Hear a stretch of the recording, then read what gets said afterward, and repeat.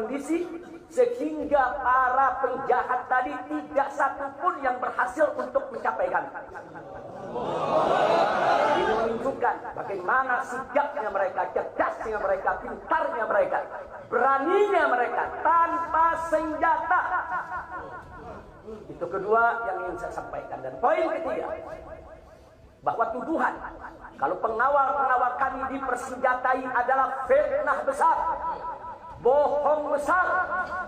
Tidak ada satupun pengawal kami yang dipersenjatai, karena kami tidak pernah mengira sekali lagi kalau kami akan diperlakukan seperti itu.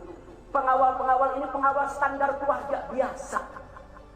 Pengawal standar keluarga biasa. Saya ada 4 mobil, semua isinya keluarga, anak, mantu, saudara, cucu-cucu kami semua ikut. Ada 3 masih bayi, masih minum air susu ibu. Dan masih ada yang 4 saudara yang di bawah 5 tahun, bahkan yang di bawah 3 tahun. Jadi benar, ya, kami sekeluarga semua. Sudah. Nah, jadi yang ingin saya sampaikan di sini adalah para laskar ini mengawal. Tugas mereka mengawal, bukan untuk mengganggu siapapun. Jadi sudah benar mereka melaksanakan tugas. Ketika begitu banyak mobil ingin menyalip, ingin membahayakan kami, mereka melakukan tugas dengan sangat cantik. Mereka tidak mencelakai orang dengan sangat cantik, yaitu bagaimana mereka mengusir satu persatu mobil-mobil tersebut sehingga tidak berhasil masuk ke dalam rombongan. Dan subhanallah, ya akhwan, yang keempat yang ingin saya sampaikan di sini, dengan takdir Allah, laulahum, tanpa mereka ini para syuhada, mungkin kami sudah digiring ke medan pembantaian yang mereka rencanakan. Allah mentakdirkan sesuai dengan kehendak Allah Subhanahu wa taala. Demi Allah, saya dan keluarga siap setiap saat untuk menghadapi mati syahid, ya. Kami tidak akan pernah mundur selangkah pun juga. Tidak akan pernah takut untuk menghadapi segala ancaman dan teror. Maka itu saya sampaikan sekali lagi, ke-6 laskar yang mati syahid ini, mereka laskar yang luar biasa. Mereka laskar yang setia. Bahkan Anda bisa dengarkan dalam rekaman-rekaman yang tersebar, yang viral di mana-mana, ya kawan. Bagaimana mereka tertawa, saudara, senang begitu melihat saya dengan keluarga semua sudah terbebas dari kejaran. Begitu mereka melihat saya dengan keluarga semua sudah berhasil meluncur keluar dari kejaran, mereka senang. Padahal sebentar lagi mereka akan dibantai. Mereka digiring ke medan pembantaian. Dan sampai saat itu kami tidak pernah tahu kalau mereka yang melakukan pembantaian adalah pihak kepolisian. Kami tidak pernah tahu. Kami tidak pernah suudzon. Kami tidak pernah menuduh. Bahkan dalam keterangan pers Dewan Pimpinan Pusat Front Pembela Islam masih dicantumkan orang tidak dikenal. Karena kami tidak berani menuduh siapapun tanpa bukti. Kami nggak berani menuduh siapapun tanpa saksi. Itu ajaran Islam. Nggak boleh kita menuduh siapapun tanpa bukti dan saksi, ya ikhwan. Tapi subhanallah, tatkala dari pagi sampai siang kami kerahkan laskar-laskar Kerawang dipimpin oleh pimpinannya masuk ke setiap rumah sakit di wilayah Kerawang, masuk ke setiap kantor polisi, saudara, di Kerawang, menyapu bersih itu jalan tol. Saudara, setiap rest area didatangi semua dalam rangka untuk mencari para syuhada ini. Di mana mereka? Di mana mereka? Tapi subhanallah, akhirnya Allah buka mulut yang membantai, saudara. Allah buka mulut mereka. Allah buka mulut mereka, saudara. Gak bisa mereka sembunyikan, saudara. Allah maha kuat, Allah maha besar, Allah maha kuasa.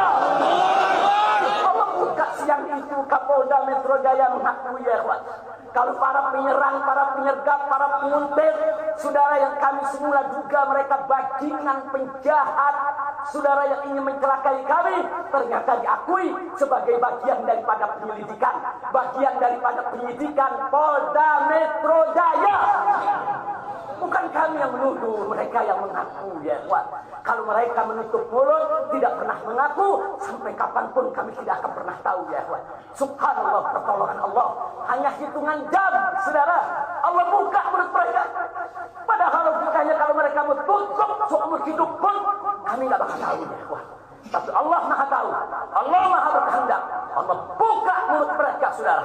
Allah buka pengakuan mereka, saudara. Sehingga sekarang menjadi terang benderang siapa para pelaku penjahat itu, saudara. Ini poin-poin penting yang ingin saya sampaikan. Dan semalam saudara kita sudah membentuk tim untuk memeriksa secara utuh bagaimana kondisi daripada 6 jenazah syuhada kita.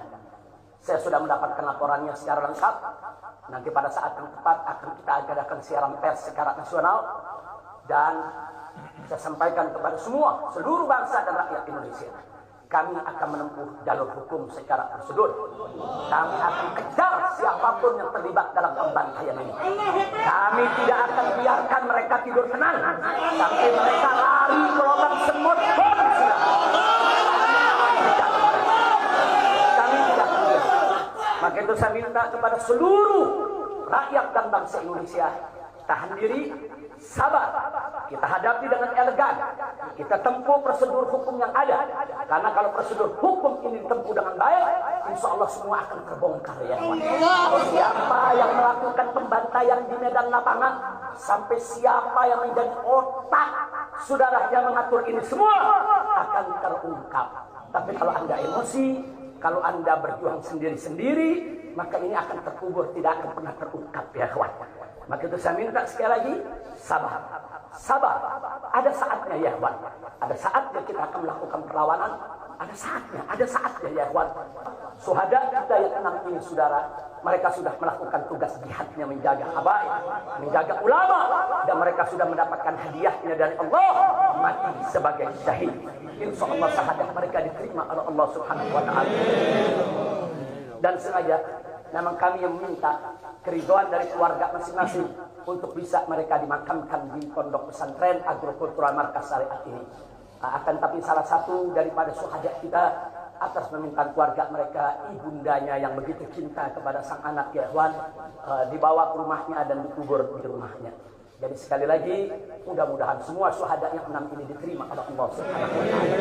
Saya tidak ingin berpanjang lebar lagi, tapi sekali lagi bahwa DPP FPI sudah berkomitmen dengan seluruh ormas-ormas Islam yang ada ya kawan. Anda bisa lihat bagaimana ormas-ormas Islam sudah memberikan pernyataan sikap dari berbagai kalangan, di mana kita kompak semua satu kata bahwa harus dibentuk tim pencari fakta independen yang melibatkan semua elemen, yang melibatkan Komnas HAM, Amnesty Internasional.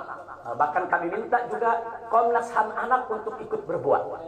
Karena di dalam kejadian itu ada yaitu 3 bayi dan masih ada lagi yaitu 4 balita ditambah 1 lagi balita dari salah seorang anak kerabat kami ya Pak.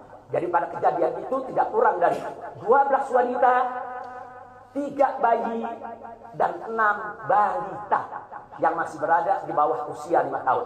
Komnas HAM anak tidak boleh membiarkan, karena pada saat kejadian itu ada bayi-bayi kami yang ketakutan karena mobil itu meluncur tidak wajar, tidak semestinya. Dalam goncangan mobil tersebut, bayi-bayi itu menangis, ibu-ibu itu menangis, mereka terteror, terintimidasi. Mereka bukan tidak takut, ini satu teror yang luar biasa. Nah, karena itu sekali lagi Komnas HAM perempuan, Komnas HAM anak, mereka semua harus ikut terlibat. Tidak boleh ketidakadilan, tidak boleh kezaliman semacam ini dibiarkan terjadi di negara kesatuan Republik Indonesia. Kalau hari ini kejadian sadis brutal seperti ini bisa menimpa saya dan keluarga, bisa menimpa 6 syuhada ini ya kawan, maka kalau dibiarkan besok akan bisa menimpa siapa saja warga negara Indonesia di negeri ini. Maka itu saya ajak semua elemen bangsa ini, dari mulai presidennya, DPR-nya, dan seluruh institusi kenegaraan terlibat, yaitu secara bersama-sama untuk mengungkap fakta yang sebenarnya apa yang terjadi di balik semua ini. Itu saja yang ingin saya sampaikan. Sekali lagi ya ikhwan, malam itu saya dan keluarga keluar lewat dari jam 10 malam. Kenapa kami lewat dari 10 malam? Karena kami pikir kalau keluar jam 7 atau ba'dal maghrib banyak kredit macet di jalan ya kawan. Nah lewat dari jam 10 supaya jalan agak senggang. Nah, Kami harap sekitar jam 12 atau lewat kami sudah sampai di tujuan. Tujuan kami suatu tempat peristirahatan yang memang cocok buat kesehatan. Kami sedang membutuhkan sedikit waktu lagi untuk memulihkan yaitu tenaga kami, kesehatan kami. Dan selain itu juga, saudara, kami tidak pernah menyangka kalau perjalanan kami malam itu sebetulnya sudah direncanakan oleh pihak lain untuk digiring ke medan pembantaian. Kami tidak pernah menyangka dan kami tidak pernah menduga. Tujuan kami hanya ke tempat peristirahatan, dan sehingga kalau jam 12 atau setengah 1 kami sudah sampai, kami beristirahat, dan subuh kami punya pengajian keluarga. Baca Al-Quran, baca hadis, baca zikir, hanya khusus untuk keluarga kecil kami saja, untuk anak, menantu, cucu, dan untuk babysitter yang menemani cucu-cucu kami, begitu juga untuk beberapa anggota kerabat kami. Jadi kami tidak pernah menyangka acara yang sebetulnya begitu sederhana, indah, saudara, ternyata sedang digiring ke medan pembantaian. Dan subhanallah, akhirnya kami semua selamat. Berkat apa? Dengan takdir Allah, berkat perjuangan ke-6 syuhada ini.